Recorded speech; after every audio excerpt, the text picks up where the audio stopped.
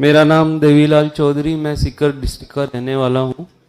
और सबसे पहले मैं अपनी सफलता का श्रेय मेरे माता पिता को देना चाहूँगा। और उसके बाद में जिन भी टीचर्स से मैं जुड़ा, जिन भी संस्थाओं से जुड़ा, उनकी टेस्ट सीरीज और मेरी मेहनत, इन सब का परिणाम है कि मेरी 86 रैंक आई है। थोड़ी सी मैं अपनी जर्नी बताना चाहूँगा।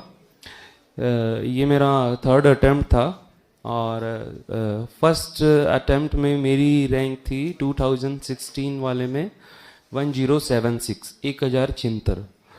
एंड सेकंड अटैम्प्ट मैंने 18 वाला दिया और उसमें मेरी नहीं मैं आई एम कंफर्टेबल उसमें मेरी रैंक थी 1300, यानी 1076 से 1300।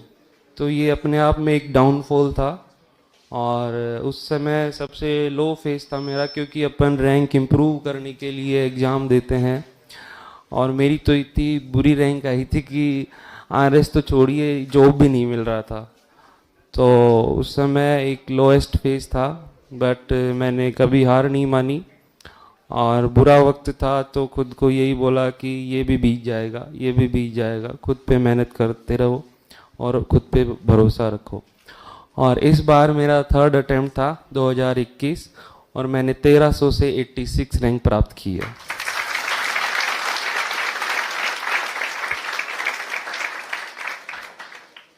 तो लगभग 7 साल का यह सफ़र रहा। 2015 में शुरू हुआ था और 2023 में जाके ख़त्म हुआ।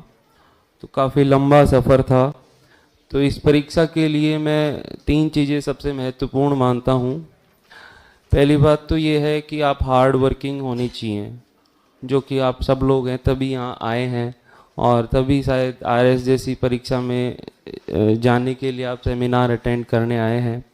दूसरा मैं बोलूँगा कि खुद पे सेल्फ कॉन्फिडेंस होना चाहिए। आपको खुद पे शक नहीं होना चाहिए और खुद पे विश्वास होना चाहिए। और तीसरा मैं बोलूँगा पेशेंस।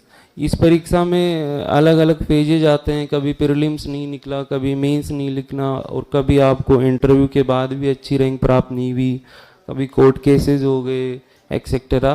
तो आपकी जर्नी लंबी हो सकती है, तो खुद को आपको संयम रखना है और लगे रहना है। अगर लगे रहोगे तो सफलता निश्चित रूप से प्राप्त होगी। अब जैसा कि सब सर ने बताया कि मेरी शादी भी है 4 दिसंबर की और आज मेरे घर पे प्रोग्राम है। तो मैं आप सभी को आमंत्रित करता हूँ, सम्यक परिवार को।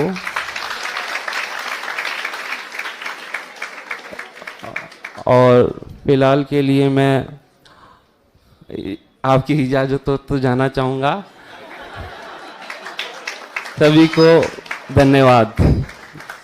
सम्यक परिवार को धन्यवाद सर, बुलाया। Thank you. आपको अनुमति केवल एक शर्त पर दी जाती है कि आपका विस्तृत उद्बोधन शादी से फ्री होके आराम से यहाँ आपको देना पड़ेगा इन बच्चों को, ठीक है? तो ये आप जी सर, प्रॉमिस।